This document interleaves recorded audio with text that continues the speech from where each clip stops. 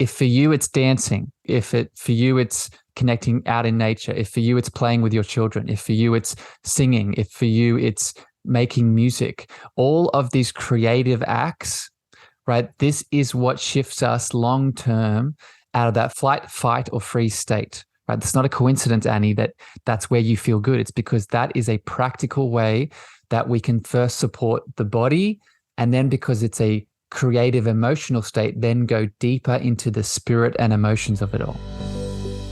Welcome, beautiful beings, to season 2 of the Cosmic Love Antenna podcast with your host, Harrison Ma. This podcast sets the loving intention of creating the mystical space needed to pull back the layers restricting health, alignment, and love. Now let's walk you home to your cosmic spiritual heart space. Before we continue this beautiful chat today, wonderful souls, I need to jump in here to share something really exciting. If you've been following these episodes or you've been following me on social media, you know that I am in the process of releasing my first book, Your Cosmic Love Antenna, Define, Embody, and Emit Your Unique Frequency of Love. And at the time of this episode release, pre-orders are now open.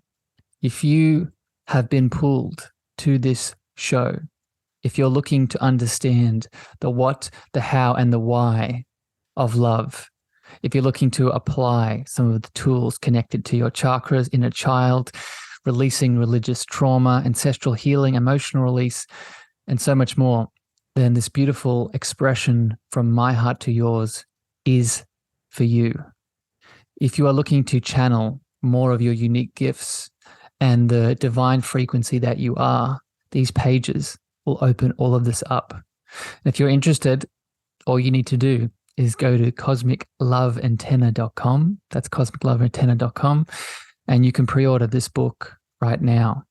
If you pre-order, click on that link, put in your email, you're going to get access to some special gifts that I'm only offering to those who get in before I release it fully.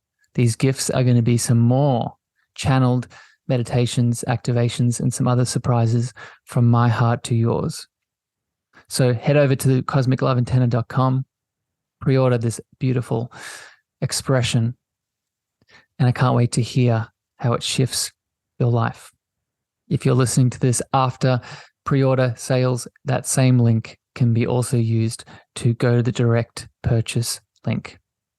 Sending love, and I hope you enjoyed the rest of this episode today.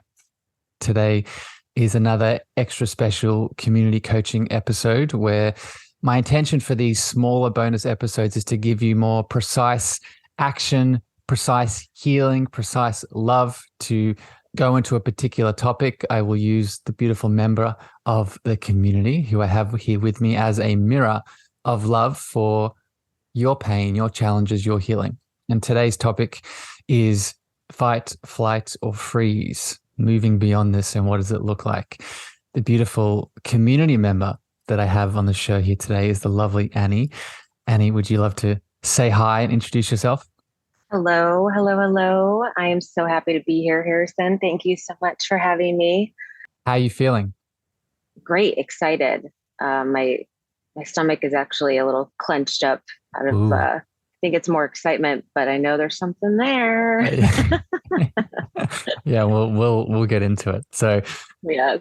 I'm grateful, my friend. Thank you for doing this for me. And I hope this helps you just as much as it helps everyone listening. So before we start, just a reminder, if you get value out of this chat today, please share this out to friends, family members, and lovers. And if you want to be on the show in this kind of context, please head over to Spotify and Apple, leave your reviews and feedback. And what I'll do with these shows is pick someone from the reviews to bring onto the show in the future.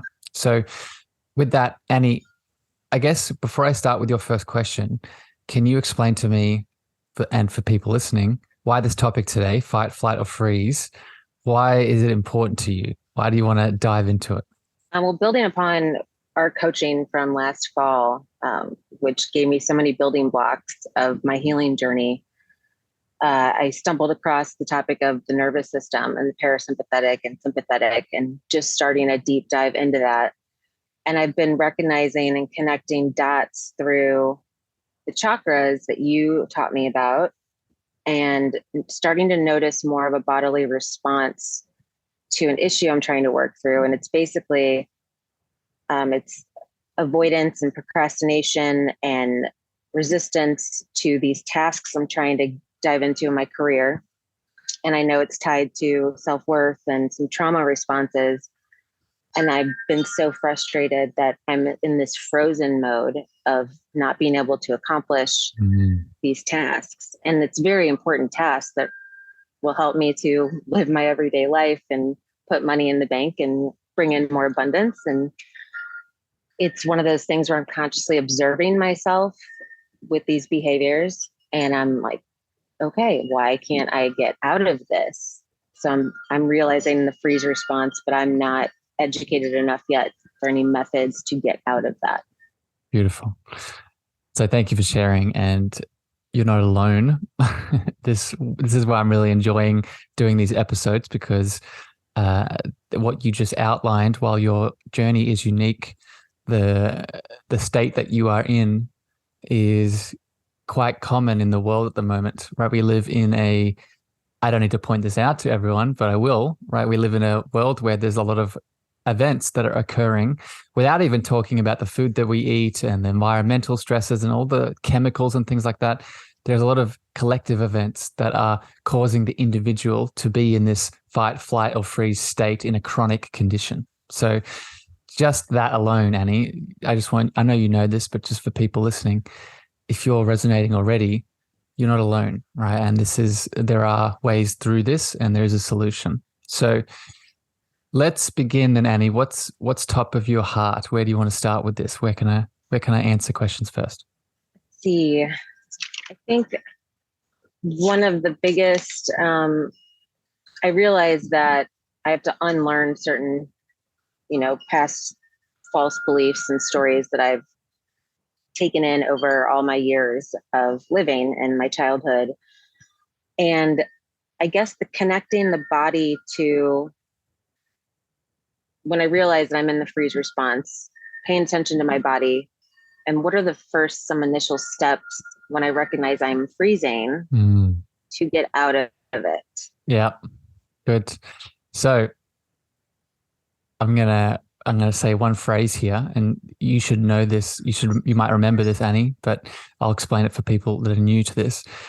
The first step, in my opinion, is activating the inner mother. And what this connects to is a couple of things. The inner mother is an internal archetype. And an archetype is the way that consciousness expresses itself through us, put very simply.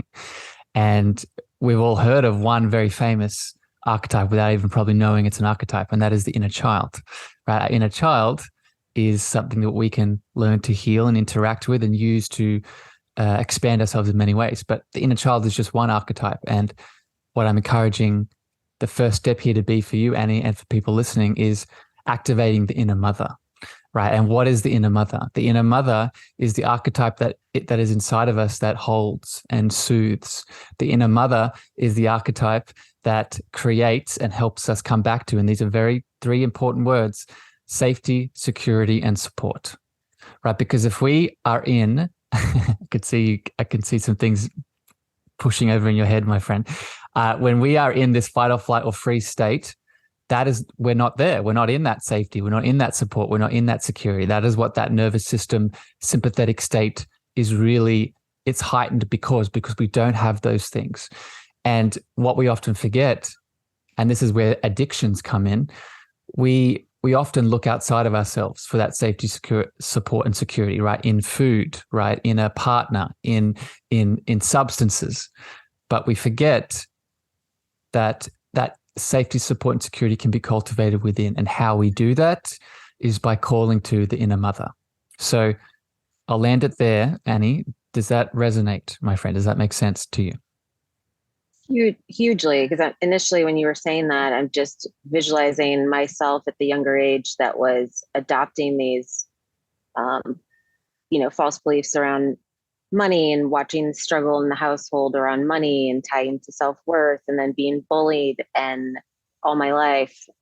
And the inner mother, from an exercise we did in my coaching with me last fall, when you walked through that meditation and it visualized the inner mother, and you have the inner mother give yourself a gift. Yes. Yes. That was a visual that always stayed with me, and I've forgotten about her. So this Do is you why remember it's the so gift? amazing. Annie, do you remember the It, gift? it was a little book. Do you It have was it a still? little prayer book. Yes, I do. I'm looking at it right now on my bookshelf. Yes. But that's huge, because the safety, the security, and the support, going back to that younger version of myself, the inner child, and healing from that respect, to give that within instead of looking for it externally Yeah. is And huge. and I'll add something here, Annie. So for you and for people listening, first of all, so I would connect to that book again, Annie, because it's there in your field. But remember, we have to consciously connect to it. We have to make the choice to connect. Right. So that in itself will help with that nervous system state. But I just want to make this clear for people new to this, hearing about this inner mother, right? It's very easy, and I see this all the time with the people that I work with. It's very easy for us to think when we connect to our inner mother that we have the image that we go to straight away is our actual mum. And it's not, that's a different thing. Your actual mum actually holds a different space inside of you within your group consciousness. Your inner mother might show up as something completely different to your mum, right? For example, when you start to visualize and connect to her, it might appear as a goddess, right? The inner mother might appear as this, etheric woman in white, right? The inner mother might appear as a nature spirit, right? The inner mother might appear as a aspect of Mother Earth, right? So I just want to encourage that for people that are hearing this for the first time, the inner mother is beyond the human that is in your life, that is the mother, right? And I think you experienced that, Annie. Yeah, my visual was, she didn't really have a face. It was just more of an ethereal, Yeah. gorgeous, glowing figure. I remember that, but I was more focused on her hands because she was holding this little prayer book gift that I will absolutely get out after our session ends. I love it. What's next up on the list, Annie? Before we move on, does that give you practicality there? Is there anything else I can support from a practical lens? No, that's perfect. It's just one of those things when you're grasping for straws, to have a straw to grab onto, and that being, I can start implementing the inner mother going into that. That's awesome. I'm just reviewing my long list of scribble and questions. Let's see. So the freeze mode.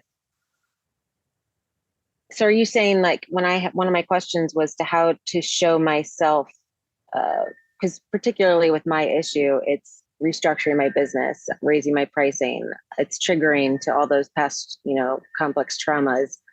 So feeling validated all my life by being bullied, or, being criticized, not feeling safe, then not feeling worthy, how to show myself the validation and the worth. Is that the same technique you would suggest with inner mother as well? So okay. This is a deeper layer. So yes and no. So what the inner mother allows us to do is tick those three words, right? The safety, support, and security, right? Because when we are in that fight, flight, or freeze state, we don't have those things. And if we don't have those things, we can't work out what the deeper layer that's causing interference is, right? So you just talked about money, you just talked about the limiting beliefs, you just talked about certain needs from the inner child. We're not going to even be able to get to what those things are if that fight or flight state, or that freeze state, as you've been experiencing, is active. So right. What the inner mother does is it provides the foundation to be able to see the thing that needs to be seen that's unconscious. So to say this another way, what will happen once we call to the inner mother and provide that safety, support, and security? Now and I'll use the chakra system here. Now we're moving up from the root into the sacral, right? And the sacral, from new people to this system, is our emotional, sensitive, sexual, sensual, creative center.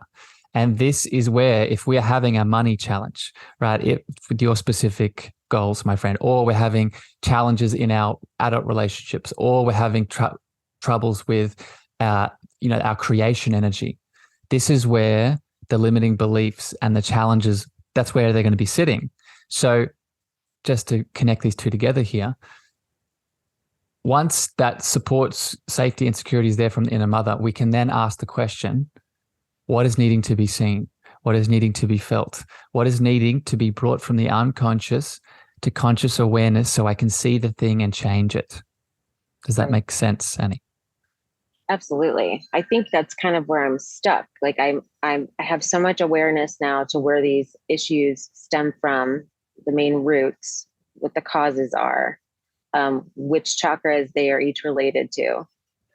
And I think it's just the committing to actually having these new tools to pull myself out of freeze, and just starting to really implement them to start noticing the change. Because it's just a very frustrating position to be in when you have so much knowledge, just like you've given me, and well, let that me I've address learned. Annie. Let me address this because this is what I'm picking up on.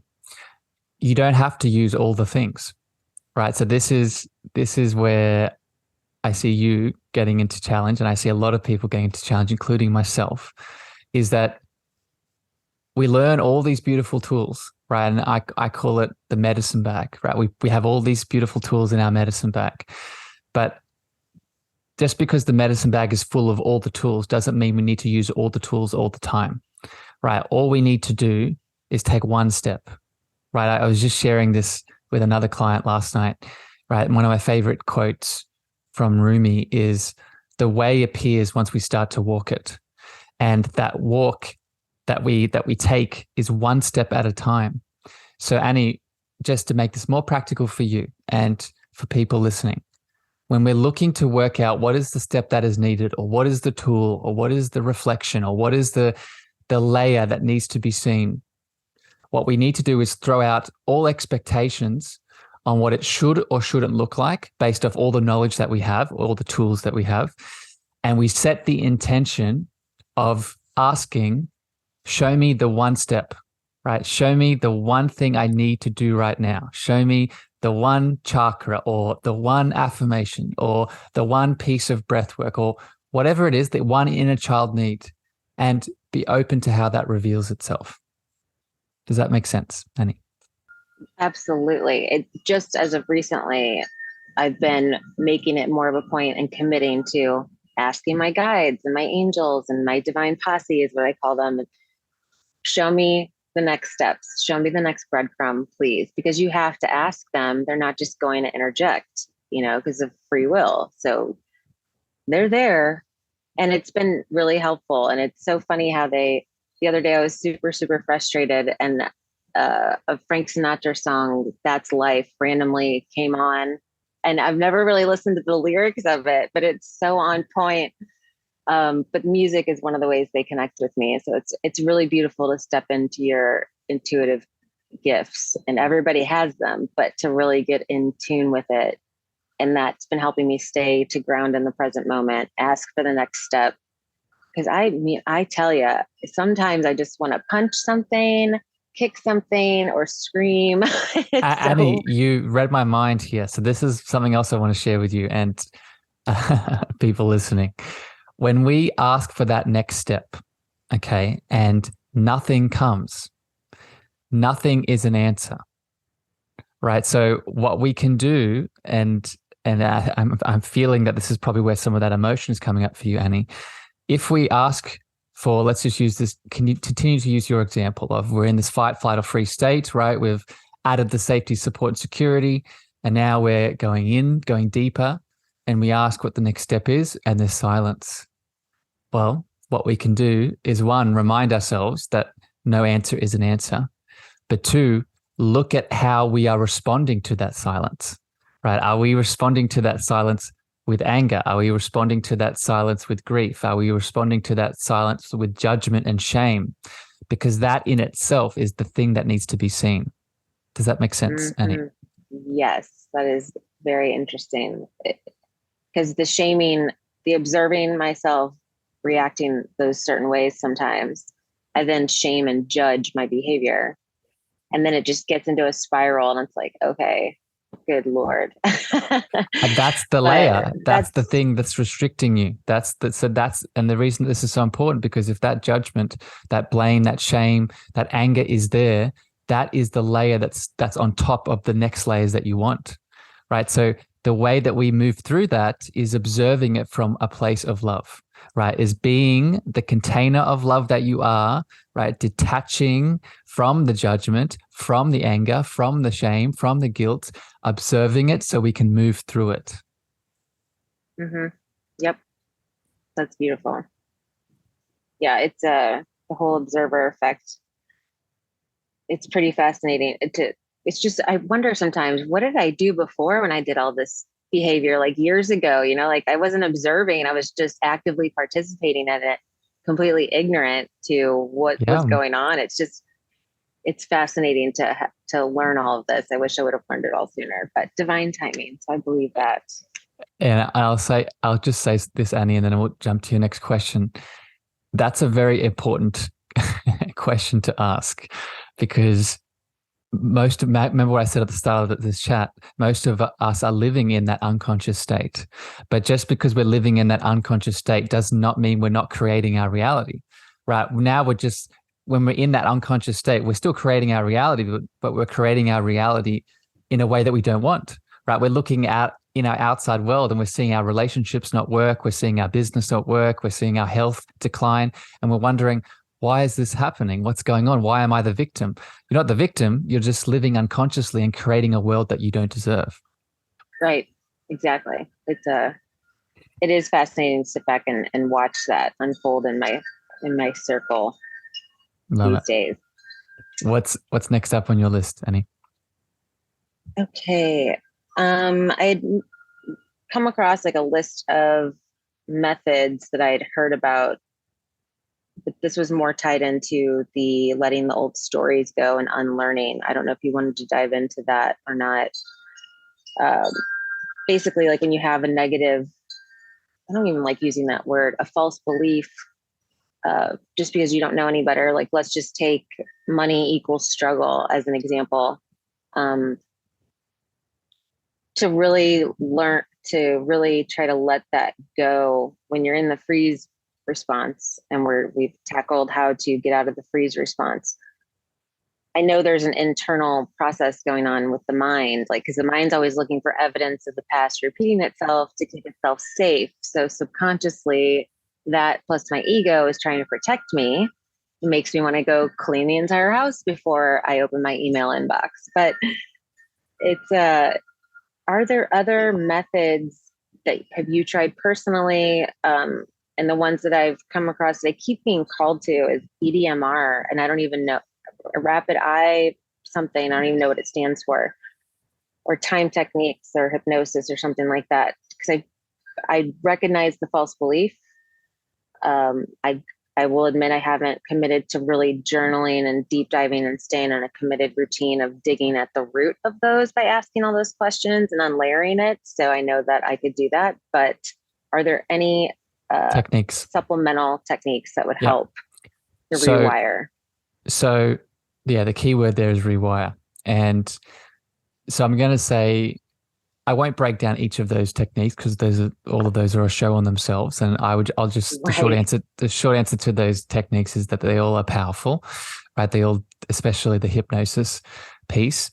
I would say that I'd encourage people to find a practitioner that you resonate with, right? Because tools are tools at the end of the day. And it depends on the love that's being channeled through the tools. So hypnosis with someone that you connect to heart is going to be a very different experience to someone that is just you doing it for the sake of doing it, right? So all those tools are powerful and they can definitely help you reprogram. But I'm going to go further into what we've been talking about here today and add on this piece and what you can do. Because when it comes to reprogramming and letting go of these stories, we have to understand that we need to be making that active choice, right? Because you said it right at the end, to reprogram. Reprogram is not something someone outside of you gives you. Even if you do hypnosis or EMDR or CBT or whatever the cognitive behavioral therapy technique is, there is still a choice that you have to make to create the new belief, to create the new way of being. So we have to ask ourselves, are we doing that? Right? Because these tools will work to the extent in which you show up. Right? So if we're not making these choices, right, and if you're not making the choice, so you're really good at bringing awareness to it now, but if you're not taking the action to create a new reality, right, then we'll keep falling down that snowy mountain path. Yeah, I think I just outed myself, realizing that I definitely have not implemented that portion, which I know would help, because writing is such a huge release for me anyway. So yeah, and that's that's the piece, Annie, right? That's most of us. Again, this goes back to creating our reality. So if these stories are playing in the background, we feel unworthy. And if we feel unworthy, of course we don't create the new story, because why would we if we're in that state of unworthiness? So for you, Annie, I'm going to suggest this, and this is for everyone. We have to cultivate that abundance energy, that divinity energy, that worthiness energy before we start creating the stories, the new stories that we want, right? Because that's where the motivation comes from. We start to feel what we are. So that once we start to feel what we are, that we then create the new stories and beliefs that support that feeling. So this is where, my friends, so going back to the inner mother and going back to that safety, support, and security. Once you connect to the inner mother and then you go up to the sacral, right, into that first area where we start to cultivate our feelings and emotions and our sensitivities. It is in this space now that I would encourage people to connect, and you could do this through meditation, just to be practical with this. Do this through meditation, do this through breath work, do this through chanting, do this through, whatever your method is. But you want to connect to the big self that you are, right? And I'll explain what I mean by this, right? You talked about the ego, Annie, right? Because you're so educated and attuned to this. If we're in the ego, we're not in the big self, okay? So through these practices, we connect to the big self, which in my terminology is that container of love, right? The cosmic love antenna. And then once we are in that state, then we create the new story. Then we create the new belief that we want to live, right? So what we're doing, just to land with this, Annie, from this state, this is what helps us make those new neural pathways that we can revert to, rather than sink back into the deep one that is limiting us. Does that make sense, Annie? That's so huge. And I have goosebumps because, of course, like always talking to you, but it's when you're trying to force yourself out of that unworthy state, and you're forcing because you're judging and shaming and expecting all these, you should be doing this, and shoulding yourself and all that stuff, to whatever you just said about getting into that space first before rewriting the new story. That just made a lot click for me. Yeah. And it seems so obvious after you say it, but it's because it's true, not. Annie. It's in you, yeah. Annie. It's because it's in you, right? The reason that you get good goosebumps, right? The reason that, and I receive the love, and I know that I'm awesome and special and all the things, but it's also because the truth is in you, right? I'm hearing the people as you're listening to this podcast. You're like, but Harrison, I don't know what that worthiness feels like. I don't know what that abundance feels like. I don't know what that pure potential energy feels like. And the thing that I say to that is, that's the ego speaking. That's the small self speaking, right? The worthiness, the abundance, the divinity, the power, the potential, no one is ever giving that to you. You're never gaining it. It is always a remembering of the thing that's there to begin with, right? You are born worthy. You are born divine. You are born powerful.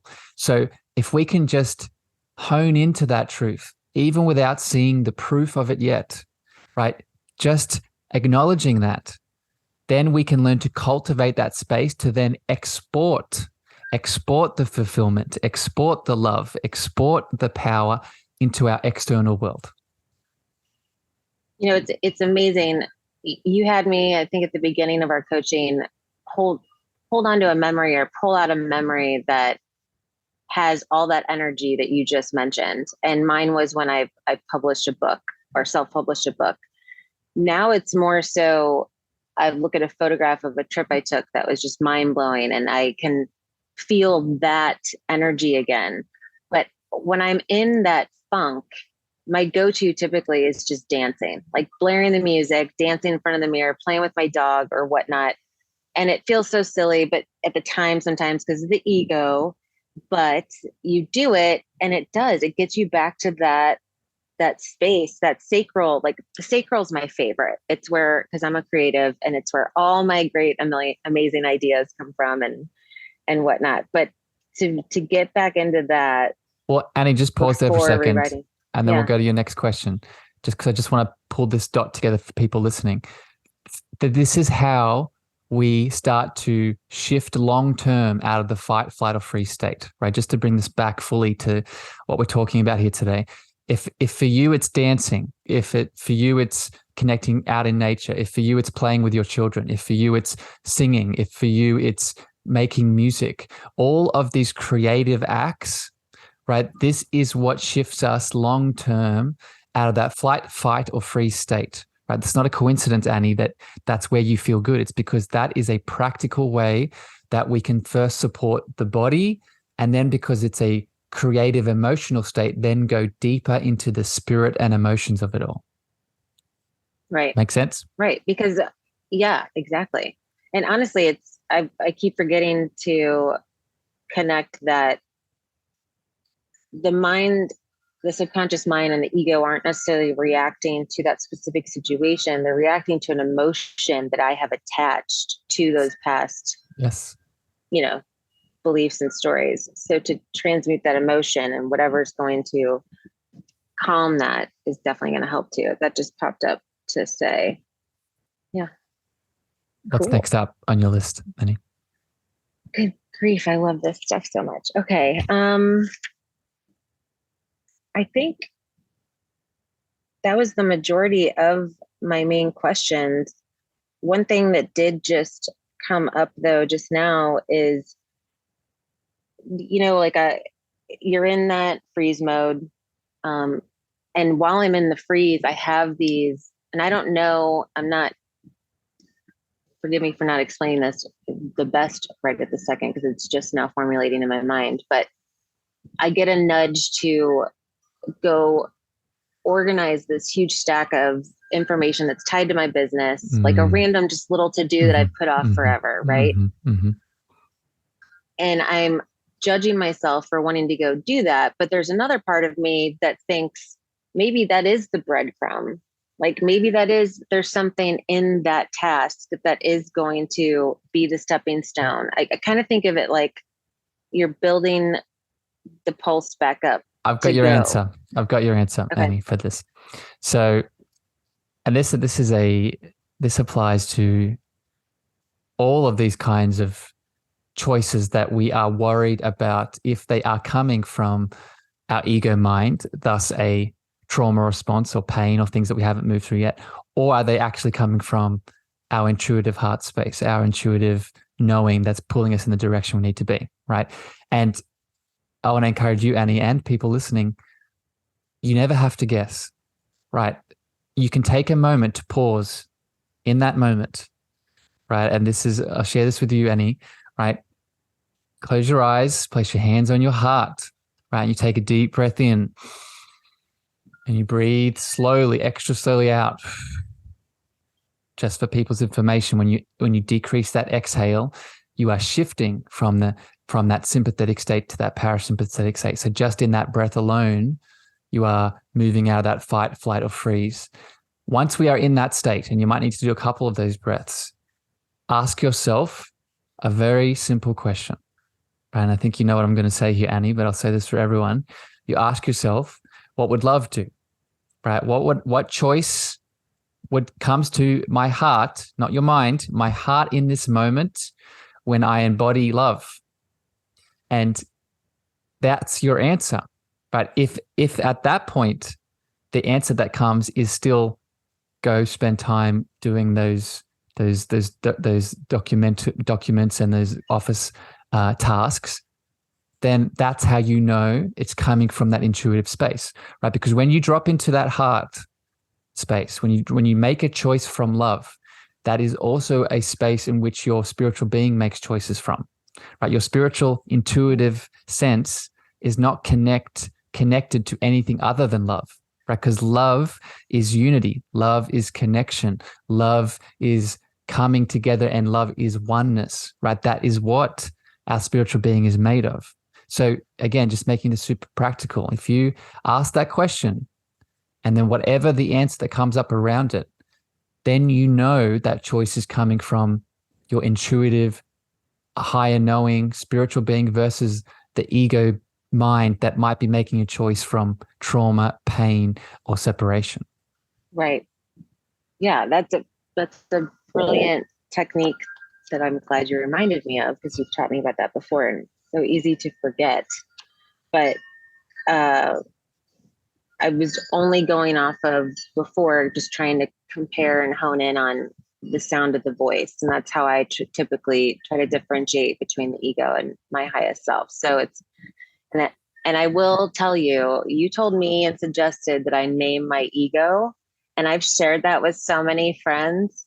Her name's Elizabeth, but I've shared that with so many friends that are new to this whole journey. And just that little breadcrumb for them has been so life-changing. They've all reported back. I'm like, that's my coach. Yeah. That's my coach, Harrison. And Annie, I'm so happy you brought this up. So this is just for people that are new to this technique. What Annie's talking about is it's so easy for us. So in that whole process that we just talked about then with the love piece, we can maybe understand that, but then maybe sometimes we fall into the trap of once we're in that love, we then blame and shame the ego for making a different choice. And we don't want to do that, right? We don't want to blame, shame, and kill the ego, because that ego is a part of us. The ego is the self-expression that is the human that we are. So when we name the ego, like Annie's talking about, two things happen. One, we're able to see when it's active, so we can make a choice to do something different.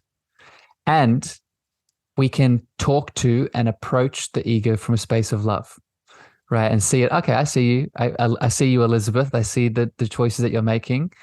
I love you, but I'm going to go this direction today, right? It's such a huge shift. And I just feel called to ask you to mention to the listeners, in case, because the title of this is going to be around fight, flight, freeze. And maybe the listeners don't have any idea about the ego voice itself, but will you explain how it sounds compared to your highest self voice?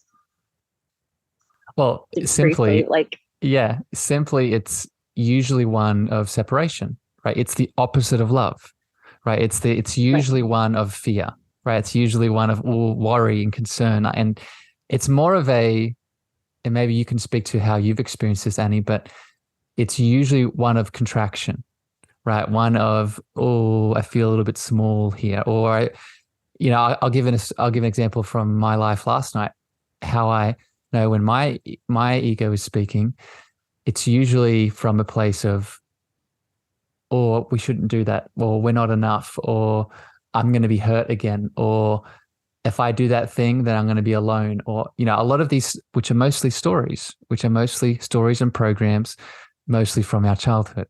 So how does it feel for you, Annie? Explain it. Is it similar to that, or are there some nuances?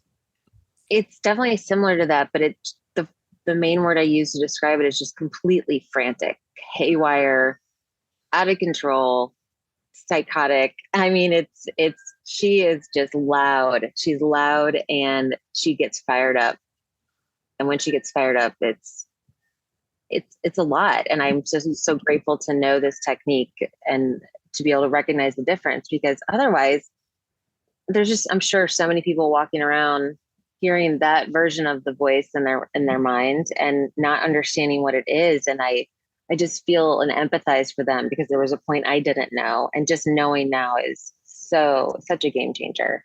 And Annie, going back to the reason that you're here today with the fight, flight, or freeze, of course, if she is in control in that frantic state that you just talked about, of course you're going to be in one of those states, right? If She you're runs all of those. yes, yeah, right. So this is where that key word of awareness comes in, right? Awareness of, okay, is Elizabeth guiding the ship right now?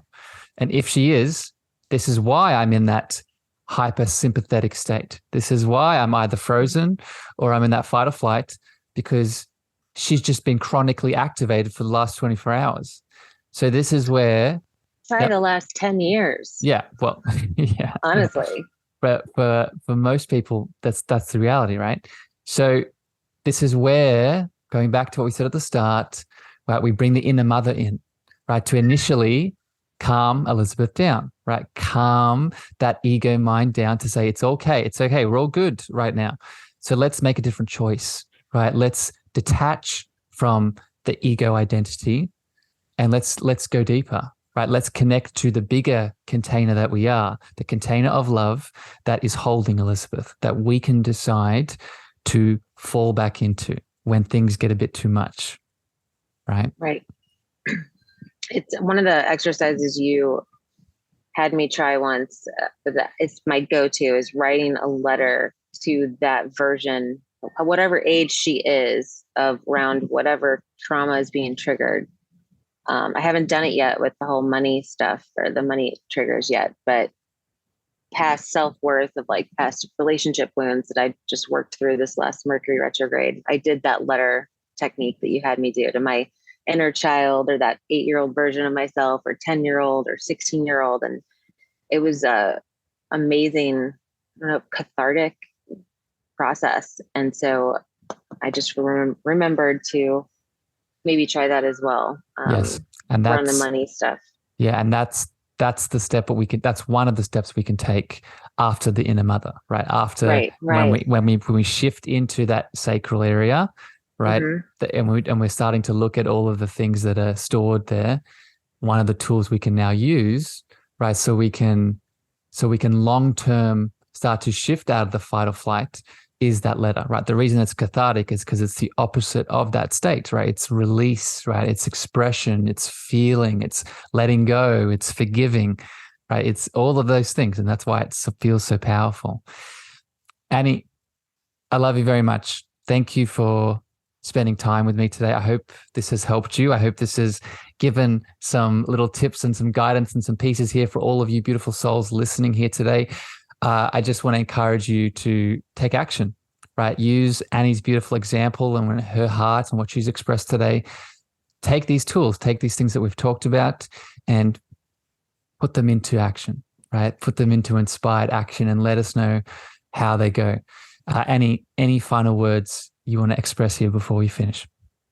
Just thank you for being you and sharing. I'm so excited you have this podcast, by the way. You started it right when our coaching commenced or ended. And just the sound of your voice alone is so soothing and healing to Elizabeth, especially. So your podcast is one of my go-to tools. Just throw you on, have you on in the background, whether I can comprehend what I'm listening to at that moment or not. The sound it's awesome. So just thank you for having me and being a sounding board always and holding space. And you're welcome, my friend. Happy to be here. You're welcome. Awesome. I love you very much. All right, beautiful souls.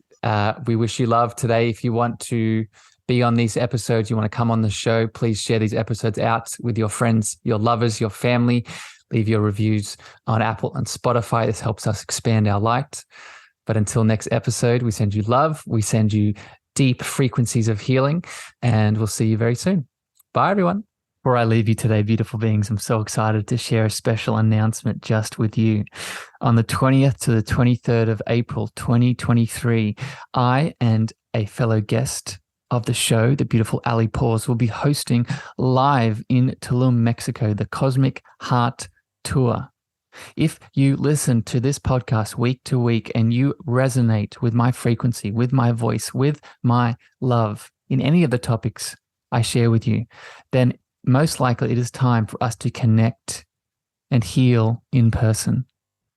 So I invite you to join us in Mexico. Join us for some meditations, activations, yoga, craniosacral therapy, a book release, a live Q&A, poetry, and so much more. These spots are going to fill up super quick because our intention is to make this exclusive and intimate. So please DM me Cosmic Heart Tour on any of my social channels. That's Cosmic Heart Tour on any of my social channels, Facebook, Instagram, TikTok, LinkedIn, and we'll book in a meeting so you can join the love. I'm so excited to connect with you in the flesh. Thank you for listening to the Cosmic Love Antenna with me, your host, Harrison. If you gained value or this episode hit your heart, please remember to share this out with a friend, a family member, or a lover. You can also leave your love over on Apple reviews and Spotify star feedback, and this helps me spread my frequency to more souls in need. Finally, if you want to connect with me deeper, want to reach out, interested in coaching, please follow me on Facebook, Instagram, TikTok, and LinkedIn at Harrison Meagher, spelled Meagher. Sending you so much love.